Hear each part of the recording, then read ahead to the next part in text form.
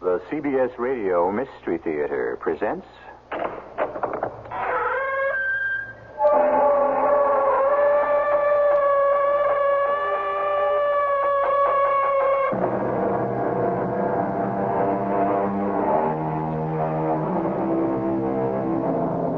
Come in. Welcome. I'm E.G. Marshall. I have a strange tale to tell you. A tale of murder, of intricate planning, and finally of shocking last-minute surprise. It is a murder so diabolical in its framework that the authorities are forced to act despite the fact that they have serious doubts. A crime perfect in its conception, perfect in its execution. Sound interesting? A famous writer once said, "Vanity dies hard. In some cases, it outlives the man."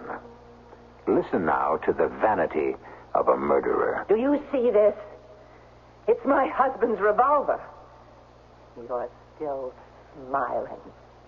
Still mocking me. You don't think I'll use it, do you? Do you? You really did. You shot me. Just as I planned it.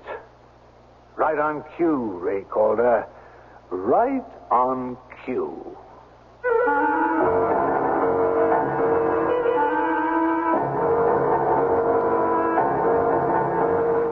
Our mystery drama, Vanity Dies Hard, was written especially for the Mystery Theater by Sidney Sloan and stars Marion Seldes and Robert Dryden. It is sponsored in part by Buick Motor Division and Carrier Air Conditioning. I'll be back shortly with Act One. Well, sir, I see you're one of the many people who bought a new Buick Century. That's right. Boy, you want to talk about roomy and comfortable. Just take a look in there. Go ahead. But you have curtains hanging in your car. Yes, and wallpaper, too. Well, why's that? Well, we like the Century so much, we decided to sell a house and live in it. Huh. Oh, doesn't that get just a little crowded? Oh, I suppose it might after a while, but, we aren't home that much. Oh. Yeah, we got a little Skyhawk up north. Buick, dedicated to the free spirit in just about everyone. For more than 2 years now, people have been trying to get you to slow down to 55 miles an hour, down to the speed limit. They've told you that slowing down will save millions of gallons of gasoline. They told you that slowing down saves thousands of lives. The 55-mile-an-hour speed limit can do a lot of positive things. And because I'm a police officer, it's my job to make sure it gets a chance to work. Not just because it's a good idea, but because it's the law. A public service of this station, the U.S. Department of Transportation, and the Advertising Council. Dreams. We all seek to understand the many ways in which God reveals His Word. The prophet Joel spoke in the name of God. It shall come to pass in the last days, I will pour out my Spirit upon all flesh, and your sons and daughters shall prophesy, and your young men shall see visions, and your old men shall dream dreams. So pay attention to your visions and dreams. They may contain more than you imagine. For your free booklet on dreams, write to the Foundation Church, 1147 First Avenue, New York, New York, 10021. That's the Foundation Church, 1147 First Avenue, New York, New York, 10021.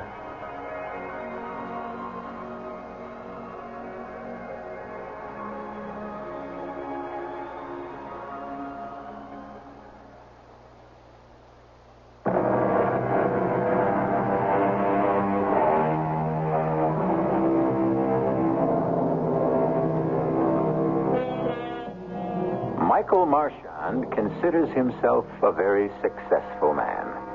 He inherited a considerable sum of money from his family, married the beautiful and talented actress Catherine Kendall, and made a name for himself as a writer of widely read detective novels.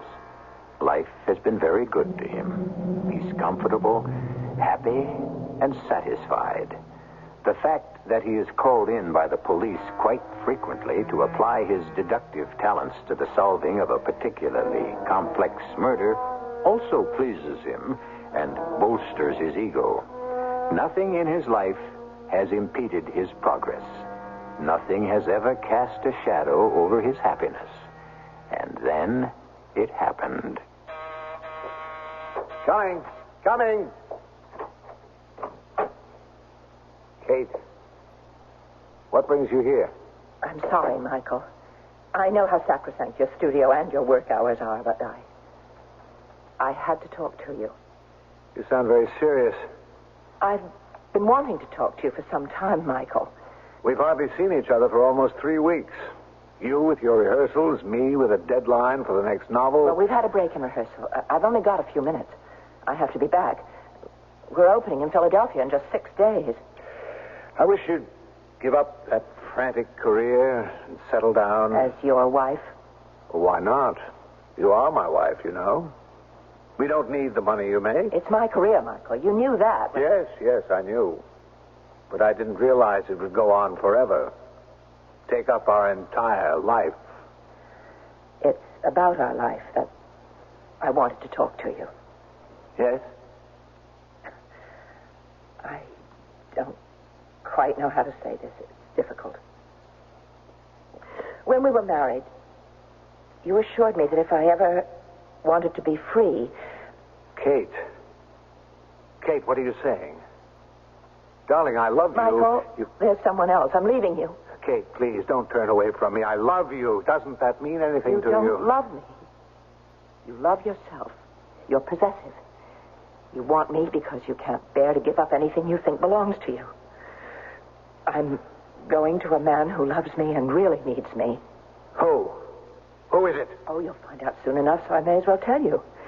Raymond Calder. You're leaving me for him? That two-bit actor? You'll be the laughing Don't say any more, Michael. Oh, yes, I shall say one thing more, and you'd better listen. If you leave me for him, I'll kill you both. You say I'm possessive? You're right.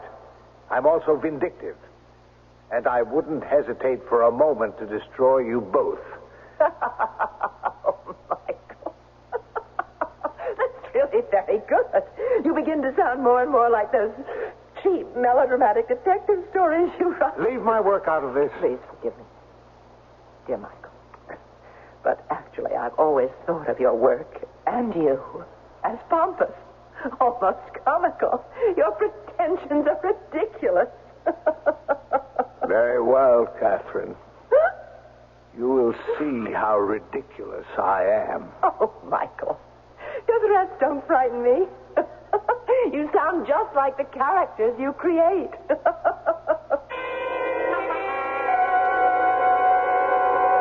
Okay, Kate, you take the scenes from the top again. Does it mean nothing to you that I've given up everything I cherish, everything I ever held dear, for you? I told you once if you threw me over, I'd kill you. Do you see this? It's my husband's revolver. You don't think I'll use it, do you? Do you? Bang! Bang! No, Kate, shoot the gun you're holding. You've got to get used to the noise. Don't just go bang, bang. Jimmy, I hate the scene. Well, you're awfully good in it. No, I sound phony, and you know it. Can't you get Harold to do a rewrite so that my lover answers me? He just stands there all through my speech. Oh, relax, darling. As soon as you feel an audience out front, you'll find it's right. I hope so. All right, let me do it again. This time I'll fire the pistol. Okay. But before you do, I've got a telegram for you. Telegram? Why didn't you give it to me? Well, it came in just you starting the scene here. Telegrams are usually important. Oh, dear. Anything serious? I don't know. Oh, why didn't he phone? Just says urgent. You come back to town immediately. Must see you. From your husband? No. It's from Raymond. Now, look, I don't want to get mixed up in your affairs, Kate, but we got an opening here in Philadelphia day after tomorrow. You can't just I'll go go into off. town tomorrow morning and see what's wrong. And I'll be back in time for dress rehearsal tomorrow night. Well, damn it, I'd like to have you here, Kate. There are tons of notes I want to go over. The trains are sometimes... If you force me to stay, my mind certainly will not be on the performance. Well, call and find out how important it is Well, he first. doesn't have a telephone. He's been out of work for 8 months. He lives in some rooming house. Why, the devil couldn't you have gotten him a phone? You bought him everything else. Now, don't you start on me, Mr. Burton. I'm leaving right now. If you want me back for dress rehearsal, don't try to stop me.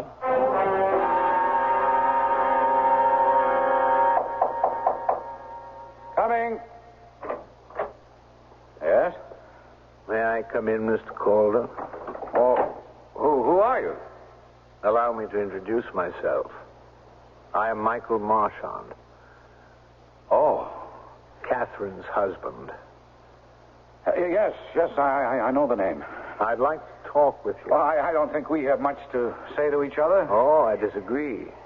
After all, haven't you taken my wife? I don't want to discuss Catherine with you. Did you think I'd stand by quietly and do nothing while you... How did you get in here anyway? There's a bell in the front hall. The door has to be buzzed to be opened. Would you have buzzed me in if I'd called from downstairs? I most certainly would not. You have your answer. I have Kate's keys for the door. I lifted them from her purse. I decided not to give you an excuse to refuse me entrance. Look, if you don't get out, I'll call the landlady or the super and have you put out. I don't think you will, Mr. Calder. You got a gun. What are you going to do? Do? I just want you to sit still and listen to a tape recording of Kate's voice. It's a rehearsal tape. I made it without her knowledge. I think you'll find it an excellent reproduction. I had the equipment specially made for me in Germany. The quality is lifelike. I defy you to tell the reproduction from the original. Why are you doing this? I have reasons. Very good reasons. Which will become apparent very soon. Yeah, I've brought my recorder with me. Oh, one other thing. I sent a telegram from your landlady's phone here yesterday. It will appear on her monthly bill. Why? What purpose did you have? Of course, I used your name on the wire, a very important element in my plot. Look, I've had enough of this. I'm not... It was to Catherine. To the woman you love. To the woman I once loved. Surely you can't object to my asking her to come here today? But she's in Philadelphia with a show. Not now. In fact, if my planning is right, she's not more than 20 minutes away from here. Why are you doing all this? It's part of my scenario, old boy. All the pieces must fall into place exactly on time. Now, listen to Catherine's voice. Is that all you have to say?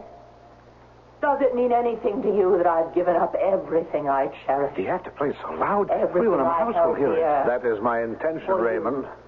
Don't stand there with that tired, bored look on your face. I told you once if you threw me over, I'd kill you. I've stopped the tape. Answer, but don't open the door. Yes? Mr. Calder, what's going on in there? Well, nothing, Mrs. Davis. Nothing. I can hear you all over the house. Well, it's just a tape recording, Mrs. Davis. Tape recording? It sounds like Catherine Kendall, the actress. Well, it's a rehearsal tape recording. Miss Kendall made it to help her memorize the part. Oh. Well, turn it down, please. It's too loud. Okay, Mrs. Davis. Now, we'll just wait a second or two till she's gone down the hall. Now. Do you see this? It's my husband's revolver. You don't think I'll use it, do you? Do you? Mr. Marshall, you shot me. Right on cue, Mr. Calder. Right on cue. Just as I planned it.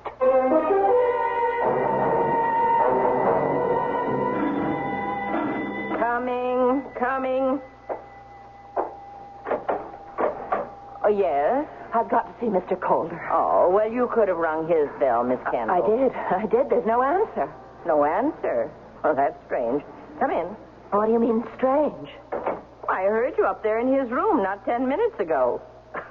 You couldn't have. Oh, I'd know your voice anywhere, Miss Kendall. I heard you talking in Mr. Calder's room. Loud, too. Like you was angry. I just got off the train a half an hour ago. The train from Philadelphia. I took your cab. I came here immediately. Then how could I have heard you in the room? Oh, I know. Now I remember. Mr. Calder said it was a tape recording of you rehearsing a play. Well, I never made a tape of any rehearsal. No? Well, here's his room. He's not in. Did you see him go out? He could have gone out, and I didn't see him. Would you mind if I go in and wait for him?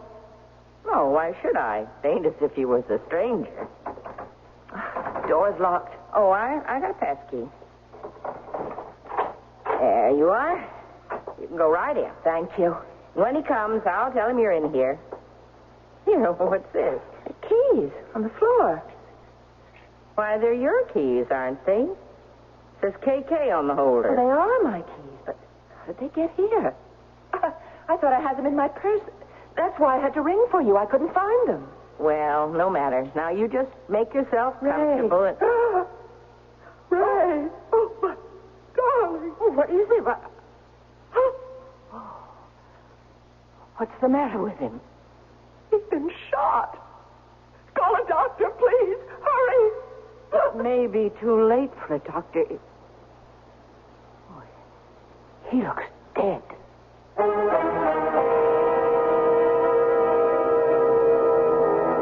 Evil success feeds on itself and stimulates its own appetite. A man like Michael Marchand is not satisfied with having disposed of the man who came between him and his wife. He wants more.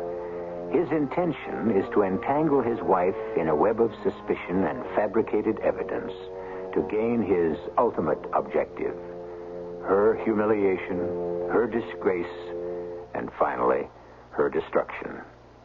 I'll be back shortly with Act 2. Have you ever seen one of those ingenious, many-bladed pocket knives with folding blades and tools for every conceivable task? Well, now True Value hardware stores offer a portable power system that you can use to accomplish those many different tasks around your home. Hi, Pat Summerall to tell you that True Value hardware stores offer Campbell Housefelt air compressors. With a Campbell Housefelt compressor and attachments, you can paint, caulk, glue, sand, nail, staple, drill, wrench, spray, inflate, dust, and clean.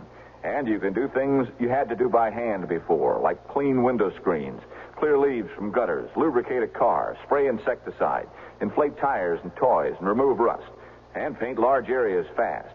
And now, right in time for outdoor chores this spring, you can get a basic Campbell Housefelt air compressor, a 1.5 horsepower model, for just $99.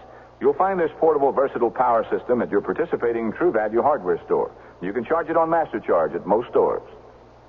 Here's Mother Teresa of Calcutta, whose sisters work with the sick, the dying, and the destitute of the world. In India, we are taking care of nearly 46,000 lepers.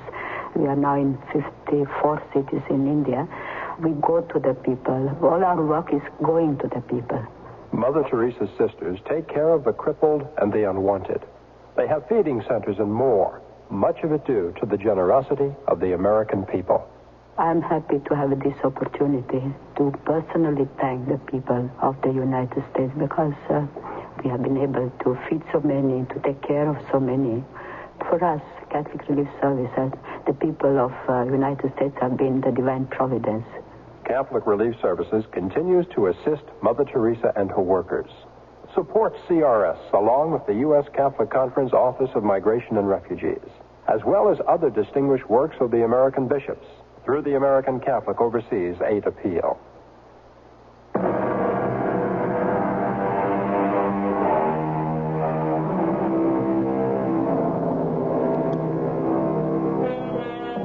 Everyone knows Michael Marchand as a man of brilliant intellect. What they don't know about him is that he's completely devoid of conscience. A man with such vanity that the slightest slur on his character, the slightest attack on his rights as a husband, is a matter to be taken care of with absolute finality. Murder, to him, is a clever game. He can play both sides, and play them well. Oh, okay, Mrs. Davis. Now, you mind if we go over your statement just for clarification? Well, no, Sergeant, but I do have to get back to my house. There's no one there but the super. Well, I won't keep you here very much longer. Just a few more questions. All right, Sergeant. Now, how long has Mr. Calder been living at your rooming house? Oh, 5 or 6 months. I got the exact date written down in my account book. Did you know the actress Catherine Kendall? Oh, yeah, sure. I've seen her on the stage and in the movies. But you asked me that before. Why, did you know that she was seeing Mr. Calder in your house? Oh, I knew, but I never interfere in the private lives of my tenants. Mm-hmm. She'd been there several times? Oh, yes. You always had to open the front door for her when she came in? No, she had a key. I only opened the door for her once. Yesterday afternoon? No, morning. It was about 11:45 when she rang the bell. Well, you said just a few minutes ago, I have it here in your statement, that you heard her speaking to Mr. Calder in his room in a loud and angry voice. Oh, but she didn't mean it. Well, how could you know? Well, it was a tape, a rehearsal tape. You see, sometimes actors and actresses, they make a tape of their voices when they're doing a play to learn the lines. I see. How do you know it was a tape recording? Well, you see, I heard this loud, angry voice coming from poor Mr. Calder's room. You recognize Miss Kendall's voice? Oh, yes. I called through the door. You didn't enter? Well, Mr. Calder said it was nothing to worry about. The angry voice, he meant. That it was just a rehearsal tape. And that Miss Kendall wasn't there? Oh, no, he didn't say that she wasn't there. And then you think she was there when the tape was being played? At the time, I did. Something happened to change your mind? Well, it struck me kind of strange that she rang the outside bell 10 minutes later, like she'd never been there. I see. Thank you, Mrs. Davis. That will be all for now. All right, Mrs. Kendall, now let's put all the sweet talk to bed. I'm going to be your attorney. I've got to get down to the problem we face in your case. But I can't see there are any problems, Mr. Drexel. I didn't kill Raymond. I loved him. Well, that is hardly a defense. But he was dead when I got there. I found him in his room. The door was locked. Mrs. Davis had to let me in with a pass key. Yes, I know. The door has a latch that can be set and locked even if one doesn't have a key. Meaning? Meaning that one could drop the keys on the floor inside the room and set the latch to lock automatically and then leave. Are you insinuating that I did that, Mr. Drexel? No, I am not insinuating anything. I'm just giving you the benefit of my experience about the way the police think. And as my attorney, how do you think? Innocent. Innocent, of course. You don't say that with too much conviction. You are my client, Miss Kendall. I don't have to put on an act for you. But try to see this from somebody else's point of view. Now, you're a woman, an actress. You're beautiful. Now, this actress has a boyfriend. The boyfriend gets tired of her. That wasn't the case. That isn't true. Okay, all right. So it's not true. But that's the way the police and the public are going to interpret it. I suppose so. Now about your husband. Did he know about this relationship between you and Raymond? No. Well, yes, I told him, but... When? A day or so before Ray died. How did he take it? The way I expected he would. He blew up. He made all sorts of threatening noises. Oh, he threatened, huh? Oh, it wasn't anything to take seriously. He's a writer, and he... Yes, mystery writer, novels. I know of him. He's also done a considerable special investigative work for the police. Well, that's just publicity for his books. It's also an ego trip. What do you mean? He's got quite a record of wins. Now, I met him on the Matheson case. I defended Matheson. Your husband, working for the DA, nailed my client with the most brilliant display of detective work I've seen in 25 years. Yes, I remember that case. Too bad we can't get him to work for us.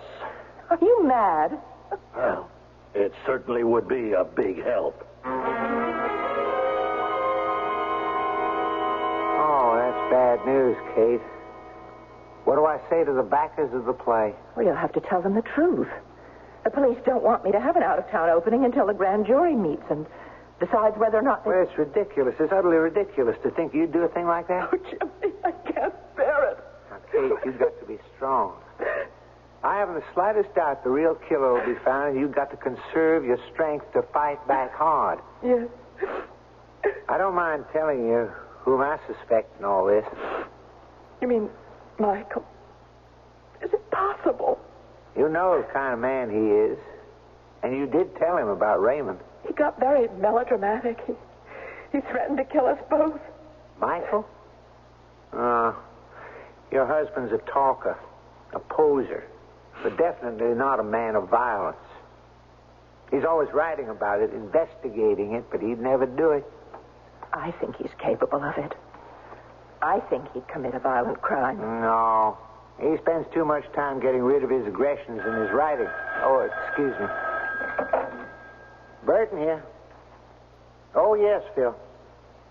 It's Palmer, our publicity man. He wants to know whether or not you're going to stay with the show. Just a minute, Phil.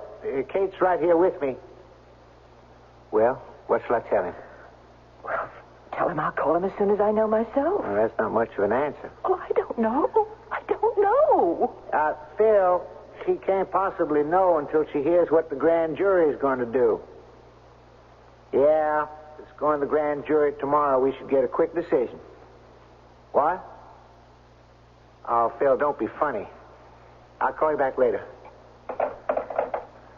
You won't believe this, Kate. You know what he said? He said this whole murder business is a PR man's dream. Do you realize the plot of the play is almost parallel to the actual murder?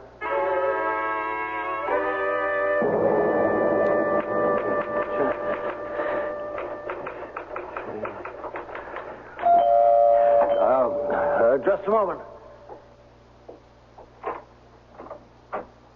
Well, Mr. D.A., good to see you. It's good to see you, Mike. You know Lieutenant Harvey Gentry, Chief of Homicide? Know him. We're old friends. Work on several cases together. Well, come in, gentlemen. Ah, you look good, Mike. Can I get you something? A drink? Coffee? No, thanks, Mike. This isn't exactly a social call. I guessed as much, Alex. Is that the reason you didn't call before you dropped in? Afraid your prime suspect would head for Brazil? You are our prime suspect, Mike. I mean, after all, your wife was running off with another man. You had words. You threatened her life and the life of Raymond Calder, the other man. She said that? Yeah, approximately. In her statement, she said... you want me to read it to you, Mike? No. If she says that, let it stand. Well, isn't that true? Well, you put me in a very awkward position. I was very much in love with Kate. Still am, I guess. I wouldn't make any statement to the district attorney that would contradict her. Did you kill Raymond Calder? Seems to me that if you thought I was the culprit, you'd have been here immediately instead of waiting 6 days. You've been watched, Mike. We had men on you almost immediately. And what have you discovered? That you haven't left your flat here since it happened. And you'd like to know why? I haven't left this room for nearly 2 weeks, gentlemen, because I have a deadline for my novel and my publishers are sitting on my neck. Is that the McCoy, Mike?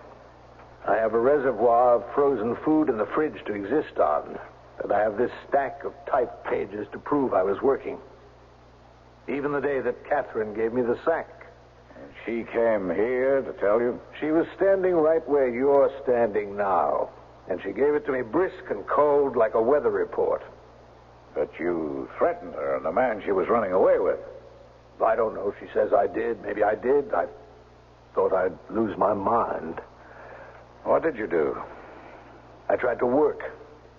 I thought I could get my mind off my troubles. Well, when did you leave the apartment? Leave? I just told you I didn't. Oh, I see. You're always the policeman, Harvey. Mm-hmm. Well, just for the record, I didn't leave. If I had wanted to leave, I would have left without anyone seeing me. And come back the same way? Yes. And how did you find out about the murder? I got a call from my agent. You just heard the whole thing on the news broadcasts. Now, is there anything else on your minds, gentlemen? I've got to get back to work. No, nothing, Mike, except, What? I wish we had you working with us. How could I? I don't know. You know, this isn't going to be an easy one. You see, Mike, it points too definitely at Catherine Kendall. It is almost too easy. Understand?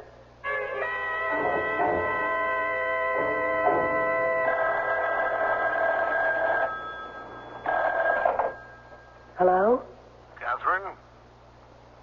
Yes? Don't you recognize my voice? It's Michael. I didn't expect to hear it. Goodbye. Now, wait. Don't hang up. I can help you. You help me. You have a sense of humor, Michael. I'll say that for you. Kate, you're forgetting. I am the injured party. You ran out on me. I don't know how you did it, but I'm sure you planned all this, plotted it, like one of your cheap novels. All right. If you take that attitude, there's nothing to be done. Nice talking to you, dear. Wait. Okay, go ahead. What diabolical plot have you hatched now? No plot.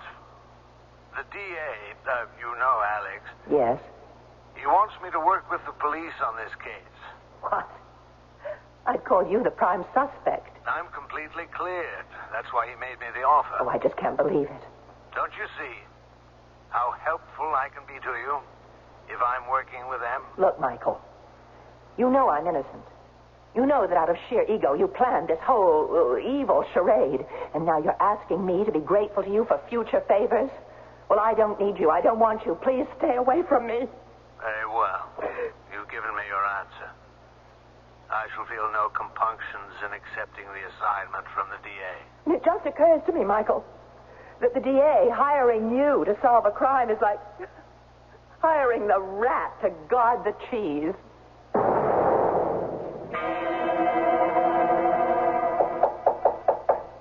Come. You wanted to see me, Mr. D.A.? Oh, yes, Lieutenant. I'm expecting Mike Marchand. I wanted you present. What's the plan of action? Well, as you know, the grand jury voted to indict Catherine Kendall. Yeah. We locking her up? No, she's had bail posted for her by her producer. Bail? For a murder one indictment? I persuaded the judge to go along with her lawyer's request. Convinced him that the bail would aid us in nailing the real killer. Oh. You don't think she did it, huh? If she did kill Raymond Calder, it was the greatest job of reverse planning by a murderer I've ever run into. The plot is just too beautiful. She'll be convicted in the shortest murder trial in history. The jury won't even have to leave their seats to bring in a verdict. So what's the problem? We can't lose. It's just too perfect. Well, then we're right back to Marchand. That's correct. Only one man I know could have worked out all the details so cleverly that there was only one answer. That everything points to Catherine. Well, you're the DA. It's your job to nail the bad ones. I wonder if you know, Lieutenant, that it's also the DA's job to protect the innocent. Now, that's Mike Marchand, Harvey. Stick around. Yes? I'll send Mr. Marchand in. This is the first move in a game of chess. Well, Michael, right on time. Come on in. By the way, you a chess player?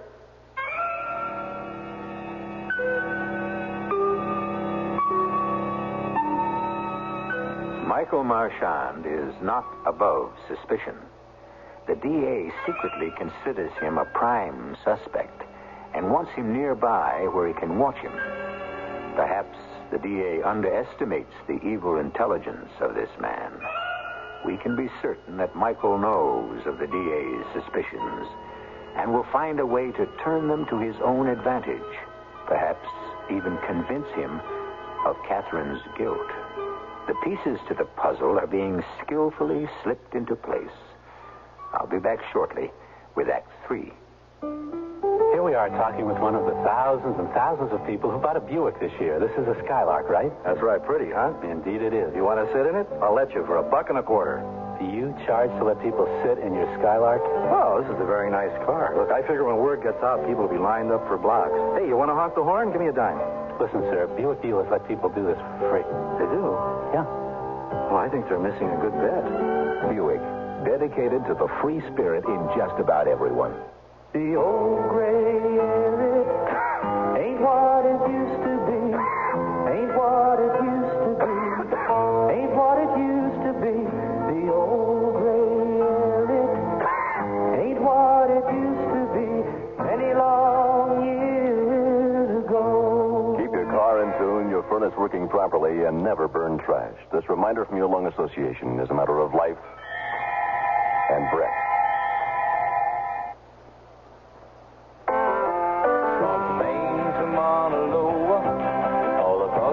Great big land, there's a nation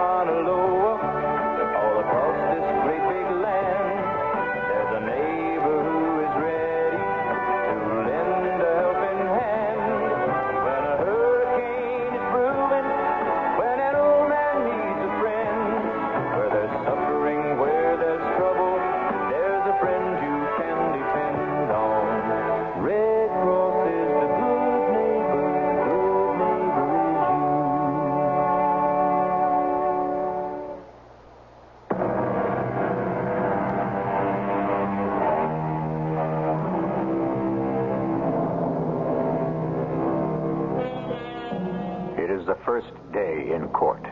The drama is unfolding, with Michael Marchand as the unseen puppeteer pulling the strings that make the characters move. The district attorney, still not convinced of Catherine's guilt, must, nevertheless, proceed with the prosecution.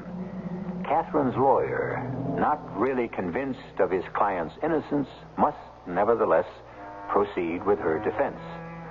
There is a feeling of ambivalence in the courtroom as the prosecution and defense present their opening statements.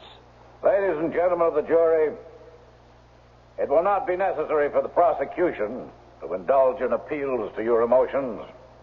We shall leave that to the defense. We have an extremely beautiful woman, a talented actress who is trained to move you, to gain your sympathy. Objection, Your Honor. The prosecution is directing the thinking of the jury. I ask the last be stricken from the record.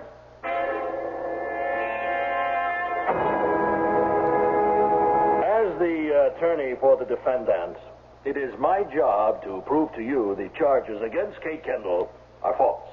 Now, despite all the circumstantial evidence that has been dredged up to convict her, this great lady is innocent of the charges. Now, we will show you that Catherine Kendall is an honest woman. We shall show you that when she realized she could no longer live with the man she married, she went to him and told him so. She didn't hide her love for Raymond Calder in the back streets of her life. She honestly faced up to the decision.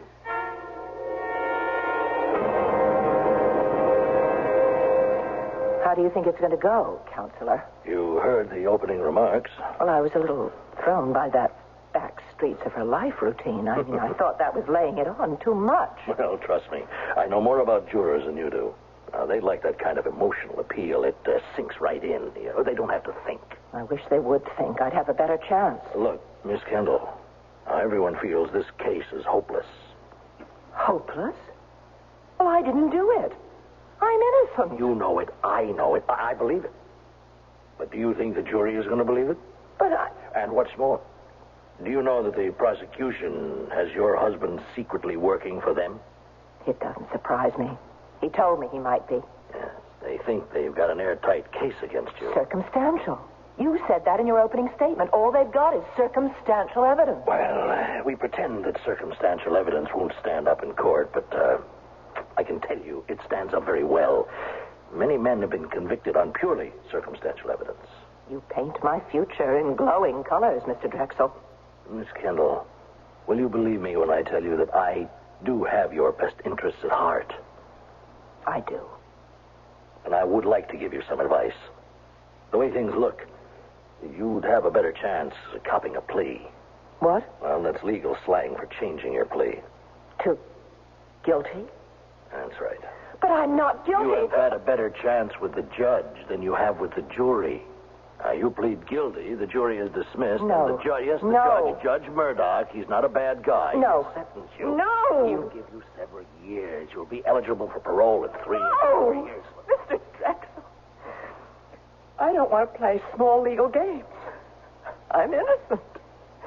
If I'm going to be pronounced guilty of a crime I didn't commit, could never commit, well, so be it. I don't want any more tricks.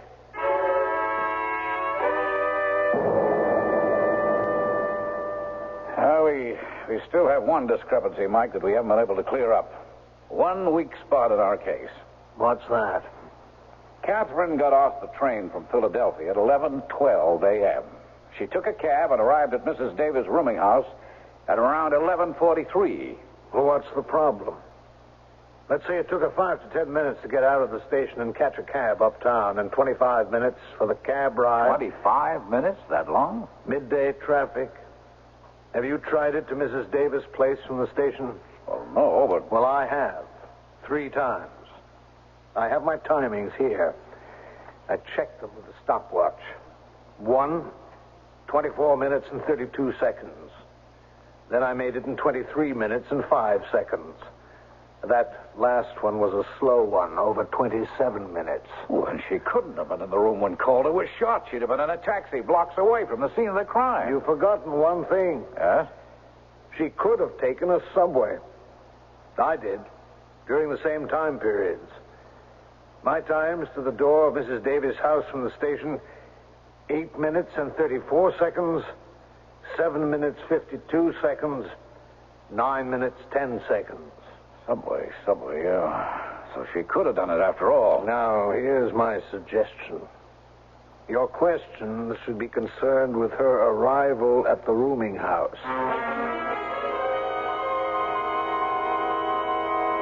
Now, Miss Kendall, let's just go over the statement you made earlier.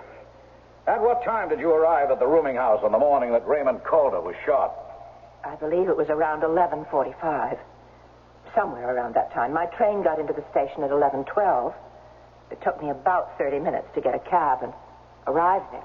Well, tell me, were you recognized on the street or when you were in the station? No. By the cab driver? No. Oh, you're a well-known person. People have seen you on the stage and pictures and television. Oh, when I'm traveling, I wear dark glasses and a scarf over my head. Oh, and that works? I'm seldom recognized. Oh, I guess that's about all. Yes, just one more question. Yes? Ever use the subway?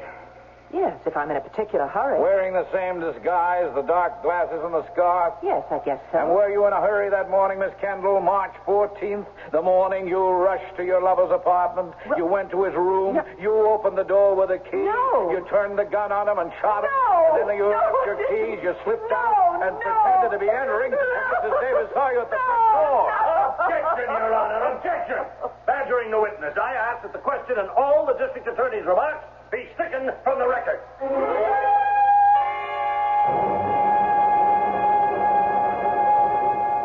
Now then, Mrs. Davis, after you heard Miss Kendall angrily screaming at Mr. Calder, what did you do? Objection. All right, I'll rephrase the question. After you heard a woman's voice raised in anger, threatening to kill in Mr. Calder's room, what did you do? I knocked and asked Mr. Calder what was the matter. And he told you? We said that he was playing a rehearsal tape of Miss Kendall. Are you sure that was a tape recording? Oh, yes. Well, not at first. It sounded like her. It was so real. Was Miss Kendall there in the room, I mean? Well, I thought she was. It was so real. But you never entered the room to see that it was a tape playing on a machine. No. Mrs. Davis, you didn't know whether Miss Kendall was in the room or not. Is that correct?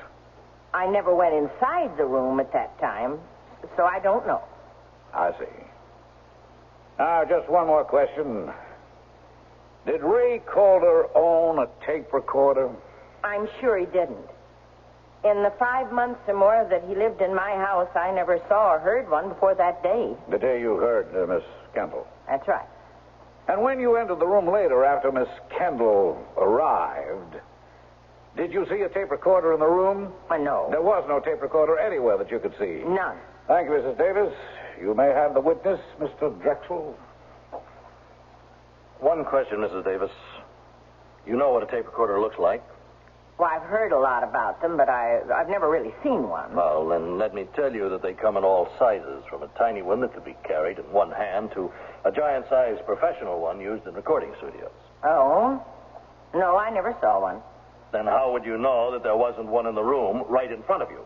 Well, when the police came and I told them about the tape recorder, they couldn't find one. Your Honor, I ask that the last remarks be stricken as non-responsive.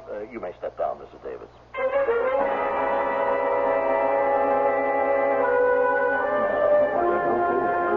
The jury's been out longer than I thought they'd be. Think she'll get off, Mike? No. No, your case was so strong that Drexel nearly had a nervous breakdown trying to beat it down.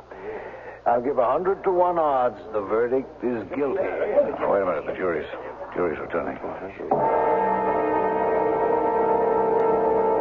We, the jury, find the defendant, Catherine Kendall, guilty of murder in the first degree. Your Honor, please, Your Honor, an unusual request. The husband of the defendant, Michael Martian, wishes to make a statement. Go ahead, Mike. The judge nodded yes. Your Honor, Miss Kendall is not guilty. I killed Raymond Calder because he stole my wife.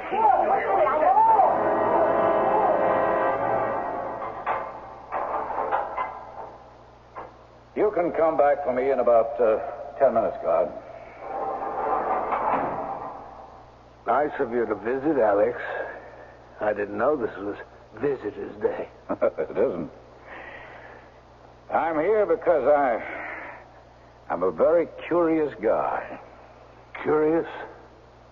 You never told me why. You gave me all the details about the recording, the tape machine. You explained how you took the keys from Catherine's purse and planted them, the telegram from his phone, the timing of the arrival, everything. Everything except one thing. Now, I suppose you're going to say you suspected me all along. Hmm? Oh, I did. You can ask Lieutenant Gentry. I was looking for some little break in your armor, some little mistake. There was none. I don't make mistakes. All right, then. Why did you make that dramatic last-minute confession? It wasn't to save Catherine, Alex. I'd written her off when I found out about Ray Calder. Okay, so you commit the perfect crime and then for no reason you spill it out at the last minute? Why? No reason, Alex. Think it over. Perfect crimes aren't much fun. If I'm the only one to know, whom am I going to show off for?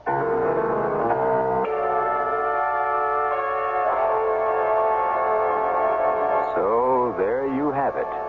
A murderer's vanity. For that one little moment of glory in the courtroom, that one little moment of stunning revelation, Michael Marchand will spend the rest of his life behind bars. Does he ever wonder whether that shocking moment was worth the price? Not at all. To him, it was the crowning moment of his life. I'll be back in a moment. You want your house to be a home all year round. You can do it economically. No matter what the weather's like outside, you can change it so easily. So make summer a cooling thing. Turn winter into spring. It's the right time for Carrier. Carrier's right for the times. To be right for the times, the air conditioning you choose for your home has got to run efficiently. And that's the beauty of Carrier's Round One. Compared to most other central units, the Round One is a good deal quieter and a lot more economical to operate.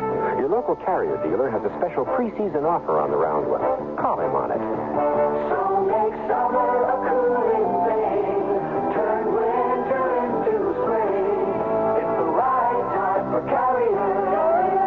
Carrier's right for the times.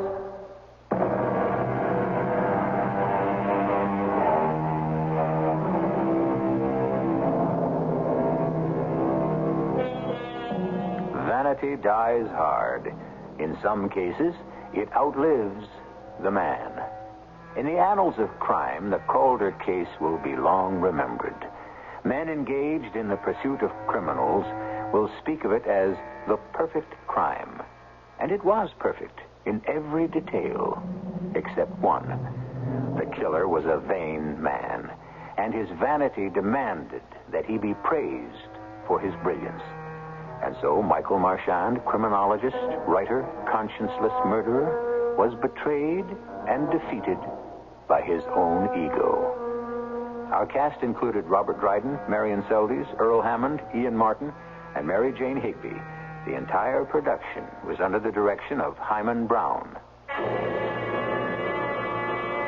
And now, a preview of our next tale. He has been married for 20 years to Maria Elevna, the famous actress who holds the medal. What? Say that again. He's been married for 20 years to Maria Elevna, who... Oh. Marvin. Oh. Shall I call a doctor? A doctor? That's how you looked that morning, pale and frightened. Who is Maria Elevna? Why should the mention of her name... How should I know? No, it's not my imagination. It's these two names. Dmitri Legorin and Maria Elevna seem... These two names, they seem to have devastated you. Why? I think I'd like to go for a walk. No, Marvin, we've got to talk. About what? Who is Dmitri Legorin? I don't know. Who is Maria Elevna? I don't know. And now, if you have no more questions... I have one more question. Who are you? Radio Mystery Theater was sponsored in part by True Value Hardware Stores.